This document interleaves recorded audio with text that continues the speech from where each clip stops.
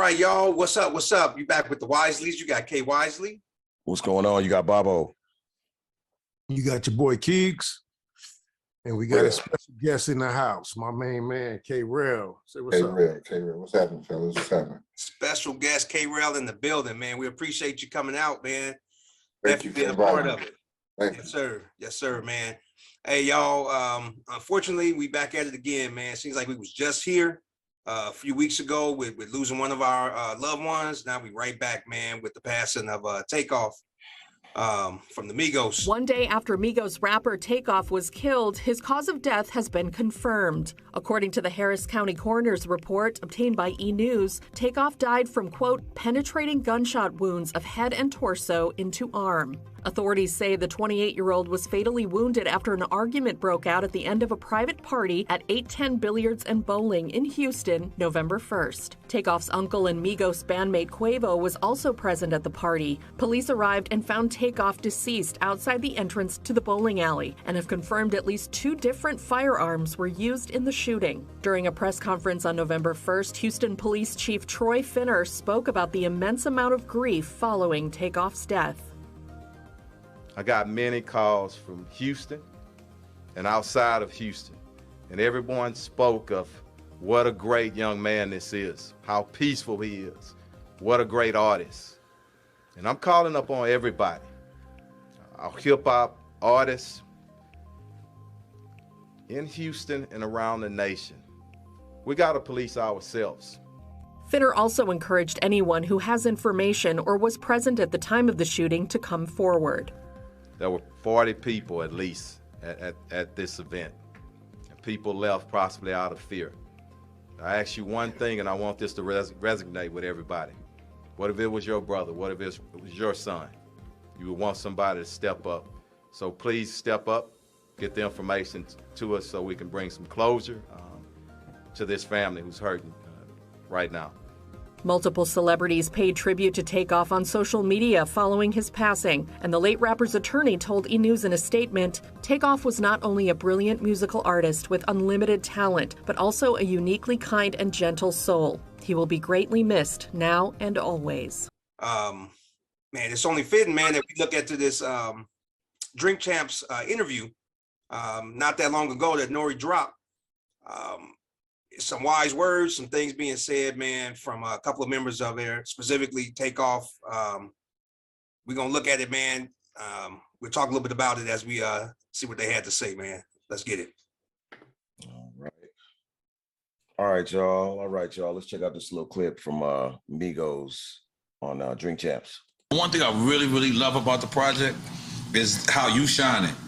Like, appreciate it. I feel like not like, of course you were shining before, but I feel like you was dancing on this one. Yeah. I felt like you was just crazy. Like, yo, I felt like it was like it was always your time. It was your time to prove it. Is that something you had in your mind when you was going in recording? Oh, for sure. Okay. You know what I mean? Enough is enough. Mm-hmm. You know, I'm chill, you know what I'm saying, laid back, but it's time to pop it, you know what I mean? I mean, time to give me my flowers, you know what I mean? Right. I don't want them later on when I ain't here. God damn it, you know what I mean? I want them right now, so. Give me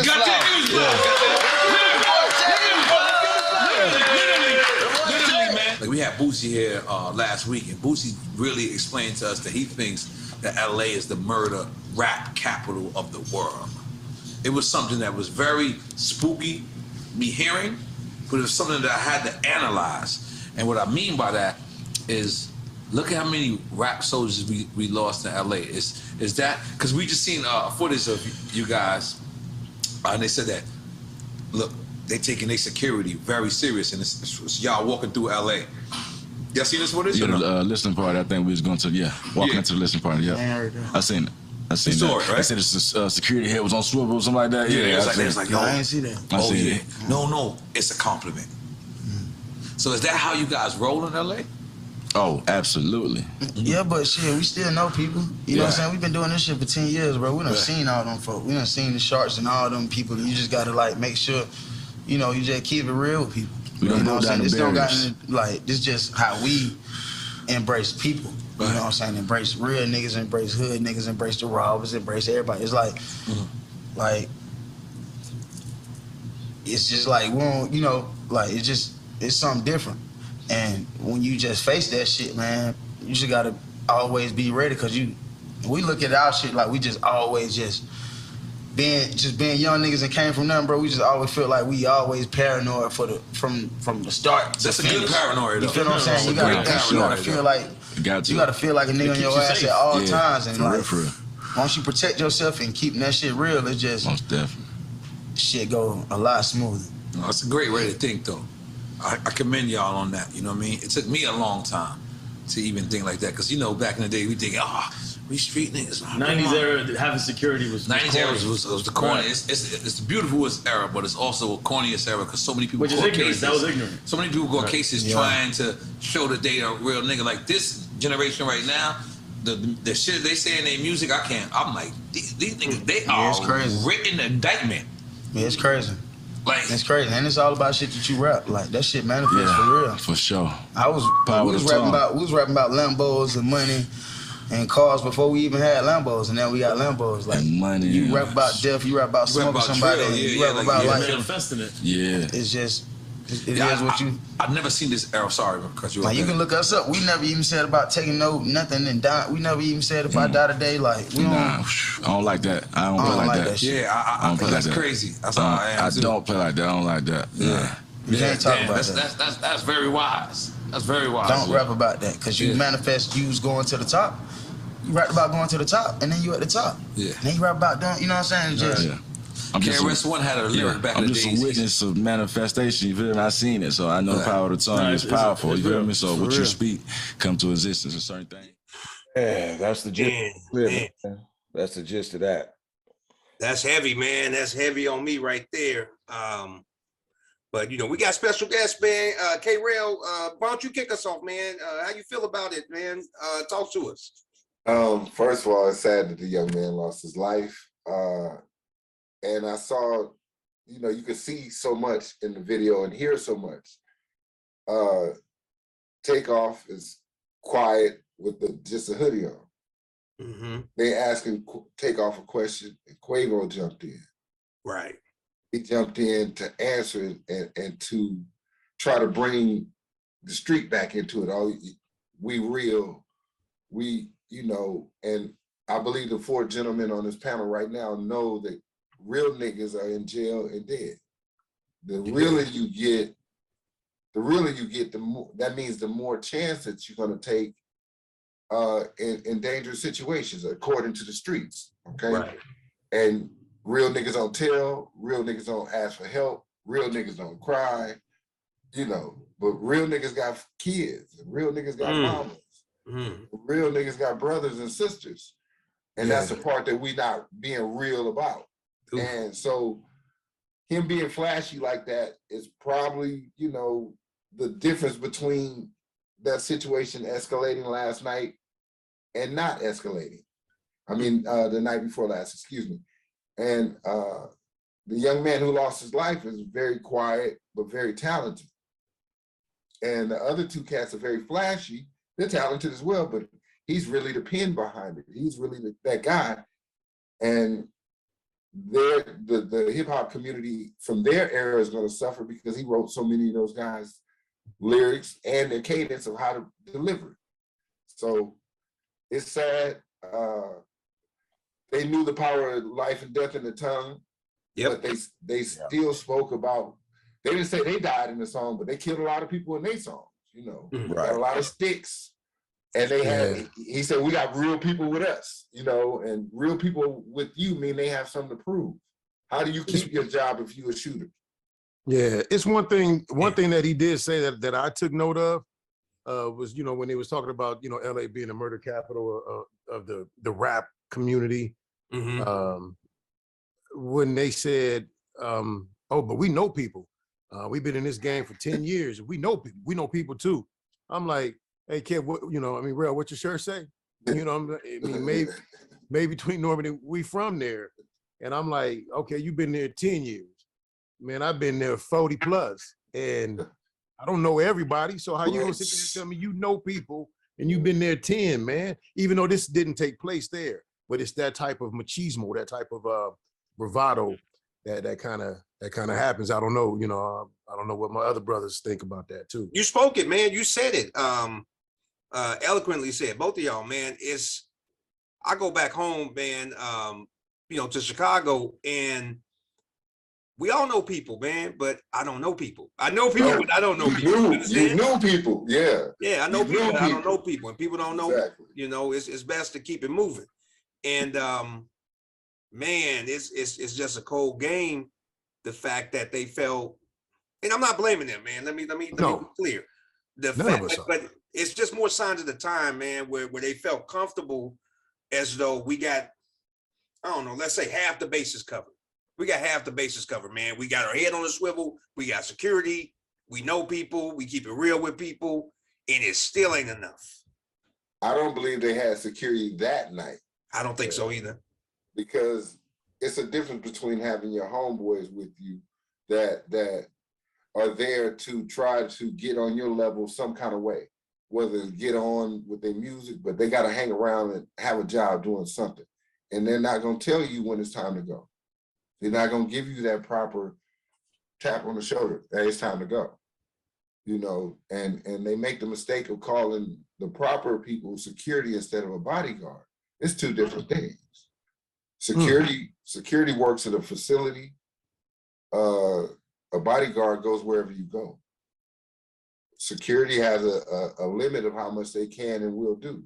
A bodyguard goes to jail for you, risk his life, cover up things for you. So it's a big difference. And this generation of hip hop artists look at them as security. I'll just get somebody else for a couple hundred. And they don't value that, so if the record label hires them, it's normally somebody who's had some experience or military police background, or they've been in the streets forever. Okay. When you get people that your manager just call people from city to city, there's no loyalty there. Exactly. There's nothing. They're only there for a couple hours for a few $100s. So they're not going to say anything to you and advise you when it's time to go, when the situation is intensifying and danger is lurking. You got a house note around your neck, 30,000 in your pocket, and you drove up in the house note. Talking about stuff that they really did, that they really do currently in the streets. You talk about it on your songs and you made millions. And now you gambling with people who are like, you ain't trapping, you ain't really doing that stuff. I really do that. So they really gambling against you really hard. Man, I got thoughts about it, man, and I'm trying to word these things delicately because I don't want to, come across like I'm being judgmental or anything like that, man. But the first thought that came to my mind, outside of being, heartbroken about it, was, and this just being real, I said, man, the hell was he doing shooting dice? What's he doing? What are you doing? In the dice game, man. You do that. What you doing in the dice game? What are you doing? That was my first thought, man. What are you doing? There's no money on the ground that you don't already have in the bank. That you ain't already got. Exactly. Man, what you got on that bill, Dub? You said but cats wanna be real. That got me shook, man. Definition of when keeping it real goes wrong. Bang. I mean, there's nothing funny about it. It's not a laughing matter. No, but I'm just being 100 about it. Everybody recognize you everywhere you go. We haven't been on that level of lifestyle. And I think they just want to achieve some kind of normality again, and it's not there. It ain't to be had, man. You got to be behind the scenes. Like I do a lot of travel, and I'm not trying to put extra on it, but I like to move locally, man, across the US. I go, city to city, trying to partake in the food and the activities, man. And every time I go to a new city, I realize it's always a reminder to me, like, man, I don't care if you're from a hood, wherever you're going, that's not your hood or that's not your spot. And people can sniff you out right away. They like, hey, you ain't from here. Right away, as soon as they see you. The dress, the lingo, we don't look like they do, So, and every hood has, every city, every town, every corner has killers. And if you don't respect that, I don't know, it's a life lesson that you don't get a second chance at. That's what I'll just say, Damn.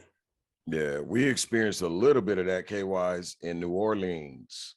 Yeah. It got separated from the rest of the squad, and we ended up going around a corner, bending a corner, and passing this gas station.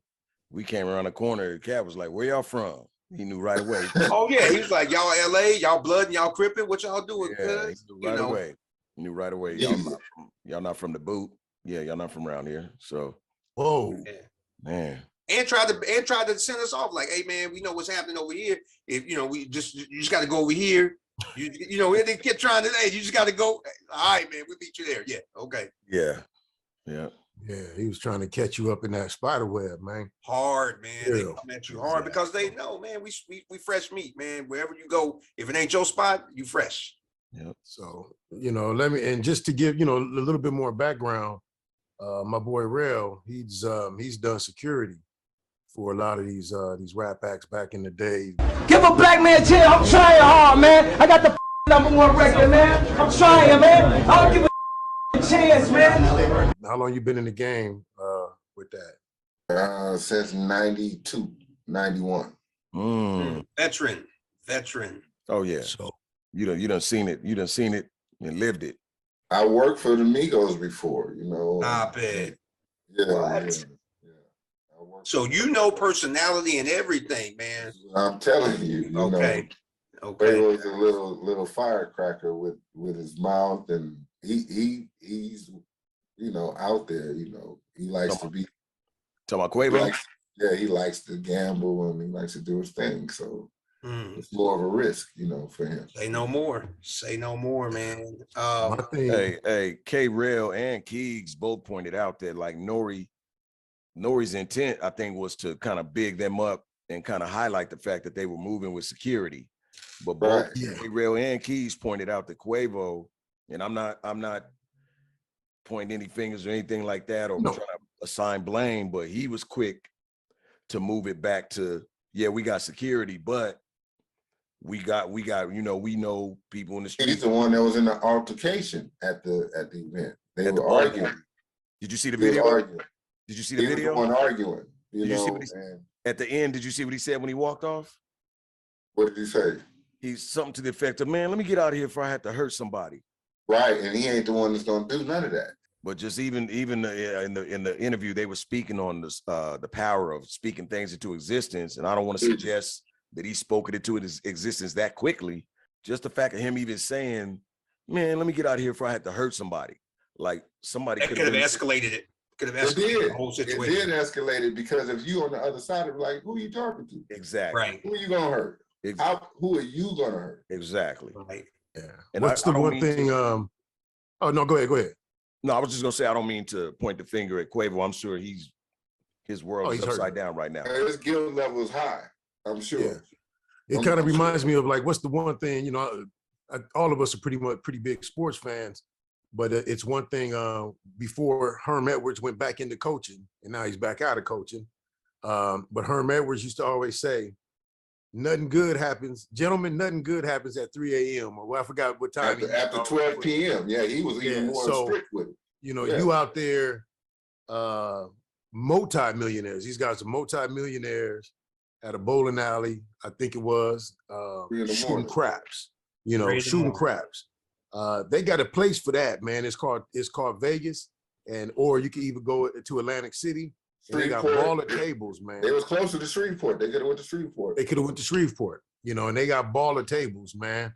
And they, what I'm saying, that if you want to do something like that, but I understand sometimes we can't let go of that hood thing. You don't get a chance to go back. Your ankles don't turn. You don't have eyes in the back of your head. Your head doesn't revolve around. So we always pat people on the back for forward thinking. And your toes face forward. Everything is geared for you to continue to go forward. In nature, sharks drown if they go backwards. So it's follow the pattern. That's right. So there's no backtracking. Once the toothpaste is out the tube, there's no putting it back. And like B said, he said he didn't want to think that he spoke it into existence that quickly. But when it's the opposite side of good, the evil side, it don't take long for him to jump on it because he's always waiting He's always waiting for that opportunity. Looking for a reason. Looking for a reason to get it popping. Searching to and fro to devour. Yeah, man. You understand? Yeah, man. You understand? So he needs your help with what you say and do. Yeah. Man. They were in Houston. They were in Houston real quick. Let me just throw this out there. Jay Prince Jr., it was his birthday. Okay. And that's why they were out there celebrating. It was a private party at an indoor bowling alley, kind of like we got at the little malls out here, you know, final round or whatever. But K-Rel, from working with them, I don't want to assume that you know, they broke up because they were having troubles, but it's just kind of sad, man. It seemed like they were troubled. They weren't getting along.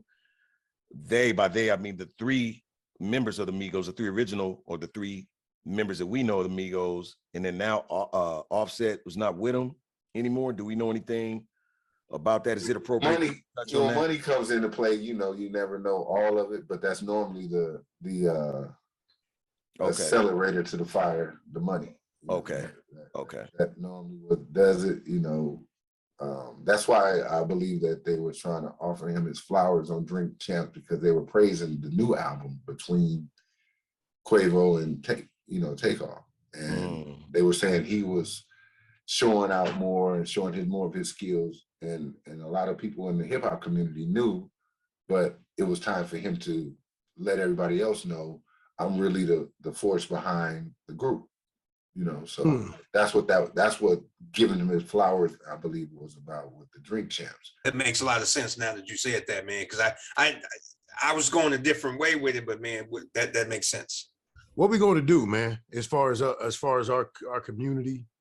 I know Rel always tells me, hey man, look, who depends who you got DJing your party, man. Y'all inviting the devil to DJ your party, man. Take a look at your attendee list, and you know, sure enough, you see what's going to show up, you know, all around you. So I'm gonna say this, and I'm gonna get off it, man. When we used to go back and club, you know, speaking of DJs, go back and party back in the day at the different clubs, man, I'd always kind of get pissed off. And I still kind of get pissed off about it, man, that they would have, you know, the dress codes enforced because they didn't want certain people up in their club. But then also they started taking it to the DJ and started spinning different records. They were like, we ain't playing hip hop. We ain't playing. You may hear Nelly, but that's about as far as you go, or Flow Rider. But they didn't play any hip hop because they were trying to avoid that sort of vibe. You know, and keep. You know, we know they're trying to keep out us, right? So, as you look forward, man, how do we, you know, what do we do, man, as a people to keep our young brothers from getting killed, man? Because it's us doing it, man. You don't hear about this in corporate America. You don't hear about another CEO killing another CEO over a damn, you know, gambling debt or whatever the case may be, man. This is something that we're plaguing upon ourselves. Yeah. It goes back to what they were saying, the words that are being spoken. Hip hop has killed people verbally for 50 years. And what are we promoting? What are we promoting? We did that. We did that. I mean, we love it. I mean, we love that. I mean, you know, Q tell you, put on knee deep and we'll turn out your party. You know what I'm saying? So the vibe and what we listen to changes our mindset. We go to church, you feel a different mindset, right? Because the music is different. The words are different. The atmosphere is different. So that's why club owners was saying, I'm not willing to risk getting sued by somebody's family because we put on, you know, dun, dun, dun, dun, dun, what the mother niggas I'm down for. That make them stomp to it almost, you know? And it's certain songs you cannot play, and it's gonna turn energy. Right. Music can calm the savage beast, or it can hype up the smallest mouse to be a savage beast. So what we say, what we do changes the atmosphere, and then you add alcohol or anything else to the mix. It's a little dangerous. You know, we've been in the club and seen it. You know, guys don't dance with women anymore. They stand around and mix cologne all night. What you say mix cologne? That's what they do all night. They don't go to the club to dance no more. You used to get dressed in the mirror because you wanted somebody that you were attracted to, or wanted somebody to be attracted to you. No, I was just that's good stuff right there, though. That's good stuff. It's just a little eerie, you know. And I know I ain't really gonna say I'm the biggest Migos fan on earth, but I've grown to appreciate them as they kind of the forefathers of this new all these Lils and all these rappers that we got now, a lot of them got their swag off of Migos. That's right. I'm able to appreciate the Migos more. And typically I wouldn't have even watched that interview. And I'm glad I did. And it's just kind of eerie. You know, brother Takeoff was saying, man, I want my flowers now. You know what I'm saying? While I'm still here. Yeah. And yeah. Well, let's not make that a self-fulfilling prophecy, man, to the people out there, man. Watch what you say. Yeah. But we appreciate y'all, man. Listen, K-Rail, appreciate you, man. All love. Big up, man, on the facts and experience you bring to it. Same with my fellow brethren, man. In the meantime, please like and subscribe to the channel. We still on that mad push to get these subscriber numbers up. Can't do it without y'all, man. But please drop some comments in there. Let us know what y'all got to say about it. All right. Wisely's out.